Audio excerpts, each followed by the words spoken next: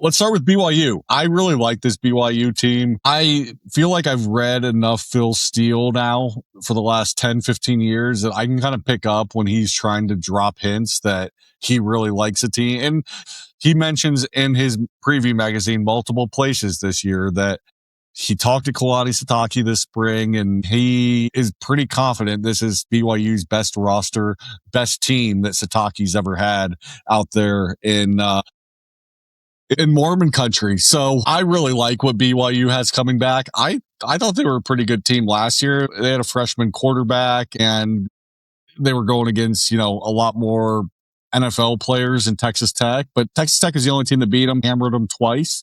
But BYU's got a lot coming back from that team last year. They've added some guys that should help them be a little bit better in some weak spots from last year. Max, I'll come to you here first. What do you got on the Cougars, the Soakers of BYU? I'm telling you, I put this in the suggestion box already. We need to change the name from BYU Cougars to the BYU Super Soakers. And then everybody gets to bring Super Soakers into the stadium. And it just gets to be a wet and wild party. I think that'd probably be the most raucous, amazing college football environment. Imagine all the chicks. You got to show up in white. We got Super Soakers. It's just an absolute phenomenal scene. Hopefully my daughters don't listen to this later in life. But listen, I love BYU. I think plus 600, I may hammer that preseason. I look at their roster. I mean, LJ Martin's not only best player in Big 12, he's probably one of the best players in the country. Bear Bachmeier, I mean, freshman quarterback, wins 12 games, just takes a team that was on the rise but hadn't really got over the hump yet, puts them on his back, literally and figuratively. Bruce Mitchell, one of the best centers in the country, anchoring the offensive line. Then you go out and you get Cade Oluwabe, linebacker from Cal, who's All-American preseason, All Big 12. You still got ballers like Satuala, safety. I mean, listen, the only question mark in this whole thing is wide receiver for BYU. And the reality is between LJ Martin and Bear Bachmeier, they're going to run for fucking 35 touchdowns. So I love this team. I mean, Kalani Sitake, incredible coach. We saw Penn State go after him. It was one of those things where he showed his loyalty to the Super Soakers and everybody surrounded him and loved him for it. And I think it just galvanized that entire campus and following and the entire Mormon religion. So I am a humongous BYU guy. I may even try soaking this year. I don't know. I mean, that's how big I am on BYU. I think they're going to win the Big 12. My biggest thing, I look at the schedule, October 17th, Notre Dame coming to town. And then you got at Utah, November 7th. So while they don't play Texas Tech middle and late in the season, they've got some big games that'll be difficult. We talked about Texas Tech having an easy schedule. I think BYU's got some harder work to do. But boy, oh boy, I would love to see BYU get another shot at Texas Tech. And I think this team gets it done. Interesting. Okay. Little spoiler for kind of our Big 12 best bets at the end of the pod. But Ryan, where are you at on BYU and what you've read and learned about them? Not quite as high as Max on BYU, but I do really like them. I love LJ Martin. This is his fourth year. He has 3 straight years where he's almost averaging 5 yards a carry. The last 2 years, he's averaged over 5 yards a carry. His freshman year, he was just under. I think it was like 4.7 or 4.8. He's an absolute stud. Not only that, he catches the ball almost three or 4 times a game out of the backfield. I really, really like him. He might be my favorite player in the whole Big 12, honestly. So they will really lean on him, I think, a lot this year. Max brought up another point. That Notre Dame game is going to be absolutely massive for them. If they're able to get that win, I don't see what stops them from making the college football playoff. I really don't. Besides that, obviously, Utah is a huge matchup.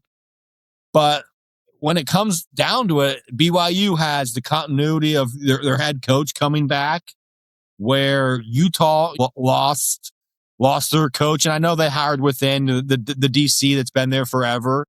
but they still had multiple guys leave, follow Whittingham to Michigan. I really do like BYU a lot overall. I don't know if they will be my definite pick to win the conference, but just on a pure odds basis, them at 6-1 compared to Texas Tech at even money. I think that's just an absolute no-brainer. And I also do think that Max brought up another point with Ulave. He's a stud. I remember watching him at Cal. I was actually somewhat surprised he ended up at BYU, but I think he has, some ties to the Polynesians. But I really like this team. I love Martin. I will be placing some prop bets on him, I think. Yeah, I agree with both of you guys. At 6-1 versus even money, BYU is a no-brainer for me. I think that there's some other teams I'm considering for a Big 12 championship ticket, but I really like this BYU team. I love that Phil Steele in his preview magazine, he's got them as the third most experienced team in the country, first in the Big 12. They are 14th in the country in homegrown production, talent, retention, if you will. So they're not a very heavy transfer portal team. That being said, they've brought in some key pieces like Walker Lyons from USC at tight end, Cade Uvalde. He's a really good linebacker. I think he was like second, third, maybe honorable mention all ACC last year at Cal. He should help that defense quite a bit there in the middle at the linebacker spot. They brought in a former high recruit in Kyle Casper from Oregon. He's a receiver that I think he had some injuries and just kind of got passed by at Oregon, but they've got a weak receiver room. He should be able to come in and really be a weapon for them on the outside. And Bear Bachmeier needs weapons. They lose Chase Roberts. They lose another guy, a medical red shirt in Cody Hagan. So the one spot that worries me about BYU is, are they dynamic enough on the outside? Do they have the receivers that can consistently get separation and beat guys off the ball in the Big 12? I think the line of scrimmage and the running game will help because teams are going to have to put extra guys in the box to stop LJ Martin. I think that there's just no glaring weakness on this roster. They've got a top 3 coach in the league. I think it's hard to argue against Sataki and his track record. And I just want to read one excerpt from the Athlon Sports Preview magazine. The anonymous Big 12 coach that gave his scouting report on BYU, he says, at the line of scrimmage, they look totally different than any other Big 12 team. I think this program is about to skyrocket. This is the year that they'll get over the top. If they don't this year, I don't know that they ever will. And I agree with the first part, that this program is about to skyrocket because of the money that they're about to get pumped into the program. BYU's got money. The Mormon Church has money, and they've got a lot of wealthy donors. The owner of the Jazz and the Mammoth, Ryan Smith, he was instrumental in bringing AJ DeBansa into the basketball program. And I think he's about to pump a ton of money along with some other wealthy boosters and donors that they have out there in Utah.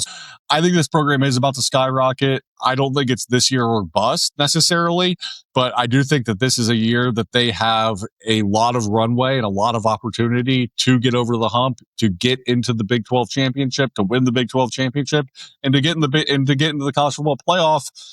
They are probably the team that realistically could go and play one of the big boys from the Big 10, from the SEC, and not get totally bullied on the line of scrimmage like some other Big 12 teams would. Yeah, I'm full agreement with you, Nar. The only thing else I would have to say is, with that anonymous quote and with what you guys are saying and the hints that Phil Steele seemed to drop that Casey picked up on, it kind of makes sense why Shiitake turned down the Penn State job. If this is his best chance and he's very committed to BYU and building that into a powerhouse program, it makes sense why he did that. This is a big year. So yeah, I think BYU, I love seeing what's going on there. I love that they're getting the funding. I love that they're keeping coaches there. It's not just a carousel like we see everywhere else, especially with the NIL stuff.